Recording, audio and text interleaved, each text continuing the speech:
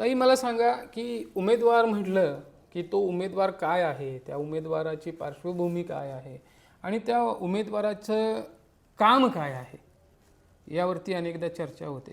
तर माझ्यासह तुमच्या प्रभागामध्ये जे नागरिक आहेत त्या नागरिकांना सोनम मोरे यांची राजकीय कौटुंबिक पार्श्वभूमी ऐकायला आवडेल. मी सोनम विनायक आबा मोरे. माझं माहेर इंदोरी. बरं. माझे वडील सुनील बबनराव चव्हाण कॅडबरी कंपनीमध्ये ते लीडर होते. अच्छा. कामगार नेते होते. हो, कामगार नेते म्हणून त्यांनी काम केलेलं. त्याच पद्धतीने इंदोरीची जी ग्रामपंचायत होती बरं. तिथं ते 15 वर्ष ग्रामपंचायत सदस्य होते. 15 वर्ष. 15 वर्ष.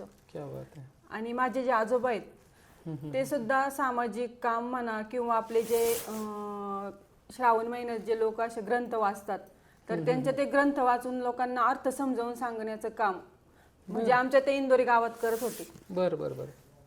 अशा प्रकारचा आमचा हा वारसा होता. एक माझ्या वडिलांचा वारसा होता. माझ्या वडिलांची इच्छा होती की राजकारणात समाजसेवेचं काम त्यांच्या हाती होतं आणि त्यांचं जे काम करण्याची पद्धत होती त्याच हेतूने म्हणजे तोच विश्वास मला असं वाटत होतं की आपण पण काहीतरी केलं पाहिजे.